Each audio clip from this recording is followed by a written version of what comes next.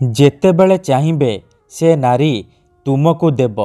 ମିଳନ ପାଇଁ ରାତି ଦିନ ଡାକିବ। କେବଳ ବିଛଣାରେ ଶୋଇକି ଏହି ଗୋଟିଏ ମନ୍ତ୍ର 3 ଥର ପଢ଼ିଦିଅ।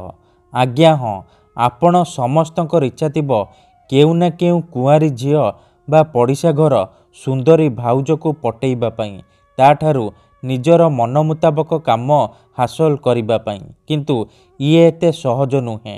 ଏଥିପାଇଁ ଆମର ତନ୍ତ୍ରଶାସ୍ତ୍ରରୁ ମୁଁ ଆଜି ଆପଣଙ୍କ ପାଇଁ ଏମିତି ଏକ ସହଜ ସରଳ ବଶୀକରଣ ନେଇ ଆସିଛି, ଯାହାକୁ ଆପଣ କରିଦେଲେ ନିଜ ପସନ୍ଦର ଝିଅ ବା ବିବାହିତା ନାରୀକୁ ମୁହୂର୍ତ୍ତକ ଭିତରେ ପଟେଇ ପାରିବେ। ତାଠାରୁ ନିଜର ମନ ମୁତାବକ କାମ ହାସଲ କରିପାରିବେ।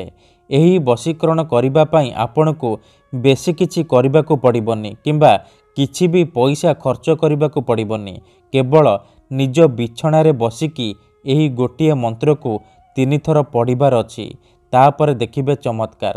ଯେମିତି ଆପଣ ଏପଟେ ଏହି ମନ୍ତ୍ରକୁ ପଢ଼ିବେ, ସେ ଝିଅ ହେଉ ବା ପଡ଼ିଶା ଘର ସୁନ୍ଦରୀ ଭାଉଜ ବିଚଳିତ ହୋଇ ଉଠିବ। ଯେପର୍ଯ୍ୟନ୍ତ ଆପଣଙ୍କ ପାଖକୁ ଆସିନି, ଆପଣଙ୍କ ସହିତ ସମ୍ପର୍କ ରଖିନି, ସିଏ ଗୋଟେ ମୁହୂର୍ତ୍ତ ବି ରହିପାରିବନି। ନମସ୍କାର ଫ୍ରେଣ୍ଡସ୍, ଓଡ଼ିଆ ଫଣ୍ଡା ଚ୍ୟାନେଲକୁ ଆପଣମାନଙ୍କୁ ସ୍ୱାଗତ। ଯଦି ଆପଣ କେଉଁ ଝିଅକୁ ମନେ ମନେ ଭଲ ପାଉଛନ୍ତି କିନ୍ତୁ ଯେତେ ଚେଷ୍ଟା କଲେ ମଧ୍ୟ ତାକୁ ପଟେଇ ପାରୁନାହାନ୍ତି, ତାକୁ ନିଜର ମନ କଥା କହିବାକୁ ଡରୁଛନ୍ତି, ଆଉ ଆପଣ ଚାହୁଁଛନ୍ତି କି ସେ ଝିଅ ନିଜେ ଆସି ଆପଣଙ୍କୁ ଭଲ ପାଉଛି ବୋଲି କହୁ, ତେବେ ଆଜିର ଏହି ଭିଡ଼ିଓଟି ଆପଣଙ୍କର ଇଚ୍ଛାକୁ ପୂରଣ କରିବ। କାହିଁକି ନା ଆଜିର ଏହି ଭିଡ଼ିଓଟିରେ ମୁଁ ଆପଣଙ୍କୁ ଶିଖେଇବି ନାରୀ ମୋହିନୀ ବଶୀକରଣ ବିଦ୍ୟା।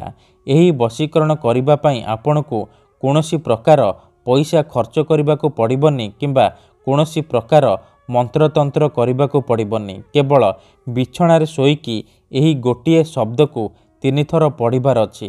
ତାପରେ ଦେଖିବେ ଚମତ୍କାର। ଯେମିତି ଆପଣ ଏପଟେ ଏହି ବିଧିକୁ କରିବେ, ସେ ଝିଅ ହେଉ ବା ବିବାହିତା ନାରୀ ଆପଣଙ୍କ ଆଡ଼କୁ ଆକର୍ଷିତ ହେବାକୁ ଲାଗିବ, ଆପଣଙ୍କୁ ଭଲ ପାଇବାକୁ ଲାଗିବ। ଏହି ବଶୀକରଣ ସାହାଯ୍ୟରେ ଆପଣ ବର୍ଷ ବର୍ଷ ଧରି ଭାଙ୍ଗି ଯାଇଥିବା ପୁରୁଣା ପ୍ରେମକୁ ମଧ୍ୟ ଫେରାଇ ଆଣିପାରିବେ। ଶାଶୁ, ନଣନ୍ଦ, ଦିଅର, ଭାଉଜ କାହାକୁ ବି ନିଜ ବଶରେ କରି ତାଠାରୁ ନିଜର ମନ ମୁତାବକ କାମ ହାସଲ କରିପାରିବେ। ତେଣୁ ମୋର ଆପଣମାନଙ୍କୁ ଅନୁରୋଧ କି ମନରେ କୌଣସି ଖରାପ ଉଦ୍ଦେଶ୍ୟ କିମ୍ବା କୌଣସି ଖରାପ କାମ ପାଇଁ ଆପଣ ଏହି ବଶୀକରଣ ମନ୍ତ୍ରକୁ ପ୍ରୟୋଗ କରିବେନି। କାହିଁକି ନା ଯେଉଁ ଝିଅ ବା ବିବାହିତା ନାରୀ ଉପରେ ଆପଣ ଏହି ବଶୀକରଣକୁ ମାତ୍ର ଗୋଟିଏ ଥର ପ୍ରୟୋଗ କରିଦେବେ, ସିଏ ସାରା ଜୀବନ ପାଇଁ ଆପଣଙ୍କର ବଶରେ ହୋଇଯିବ, ଆପଣଙ୍କର ଗୁଲାମୀ କରିବ, ଆପଣଙ୍କର ଇସାରାରେ ନାଚିବ।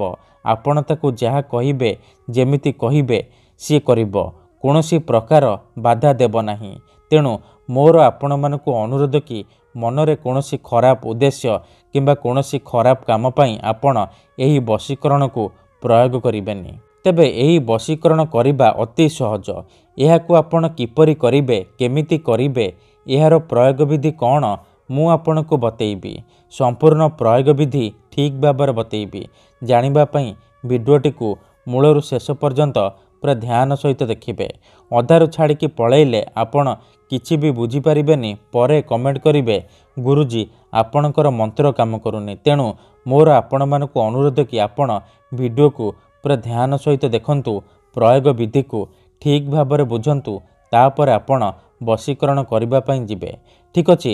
ତେବେ ମନେ ରଖନ୍ତୁ, ଏହି ବଶୀକରଣ ବିଧିକୁ ଆପଣ କେଉଁ ବି ବାରରେ କରିପାରିବେ, କିନ୍ତୁ ଯେବେ ବି କରିବେ ରାତିରେ ଶୋଇବା ପୂର୍ବରୁ କରିବେ। ନିଜ ବିଛଣାରେ ଶୋଇକି ଆପଣ ଏହି ମନ୍ତ୍ରକୁ ପଢ଼ିବେ। ଠିକ୍ ଅଛି? ପ୍ରଥମେ ଆପଣ କ'ଣ କରିବେ, ଯେତେବେଳେ ରାତିରେ ଶୋଇବା ପାଇଁ ଯିବେ, ଭଲ ଭାବରେ ହାତ ଗୋଡ଼ ମୁହଁ ଧୋଇକି ସଫା ବସ୍ତ୍ର ପିନ୍ଧିକି ନିଜର ଶୋଇବା ବିଛଣା ଉପରେ ପୂର୍ବ ଦିଗକୁ ମୁଣ୍ଡ କରିକି ଶୋଇପଡ଼ିବେ।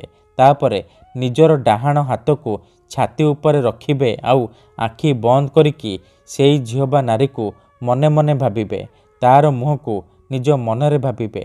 ତାପରେ ଏହି ମନ୍ତ୍ରକୁ ମାତ୍ର 3 ଥର ପଢ଼ିଦେବେ। ଓମ୍ ନମଃ କାମାକ୍ଷା ଦେବୀ ଆମୁକଂ ମେ ବଶ୍ୟମ୍ କୁରୁ କୁରୁ ଫଟ୍ ସ୍ୱାହା। ଓମ୍ ନମଃ କାମାକ୍ଷା ଦେବୀ ଆମୁକଂ ମେ ବଶ୍ୟମ୍ କୁରୁ କୁରୁ ଫଟ୍ ସ୍ୱାହା। ଏହିପରି ମନ୍ତ୍ରକୁ ଆପଣ 3 ଥର ପଢ଼ିବେ। ଆମୁକ ଜାଗାରେ ଆପଣ ସେଇ ଝିଅ ବା ସ୍ତ୍ରୀର ନାମ ଉଚ୍ଚାରଣ କରିବେ ଯାହାକୁ ଆପଣ ନିଜ ବଶରେ କରିବାକୁ ଚାହୁଁଛନ୍ତି। 3 ଥର ମନ୍ତ୍ରକୁ ପଢ଼ି ସାରିବା ପରେ ଛାତି ଉପରୁ ହାତକୁ କାଢ଼ିବେ ଆଉ ଛାତିରେ ଗୋଟିଏ ଥର ଫୁଙ୍କିଦେବେ। ଏହିପରି ଆପଣ ଲଗାତାର 3 ଦିନ ପର୍ଯ୍ୟନ୍ତ ରାତିରେ ଶୋଇବା ପୂର୍ବରୁ ନିଜ ବିଛଣାରେ ଶୋଇକି ଏହିପରି ମନ୍ତ୍ରକୁ ପଢ଼ିବେ। ତାପରେ ଦେଖିବେ କିପରି ସେ ଝିଅ ହେଉ ବା ବିବାହିତା ନାରୀ ଆପଣଙ୍କ ପ୍ରେମରେ ଦିବାନୀ ହେଇଯିବ। ପାଗଳି ପରି ଆପଣଙ୍କୁ ଭଲ ପାଇବାକୁ ଲାଗିବ। ଧନ୍ୟବାଦ।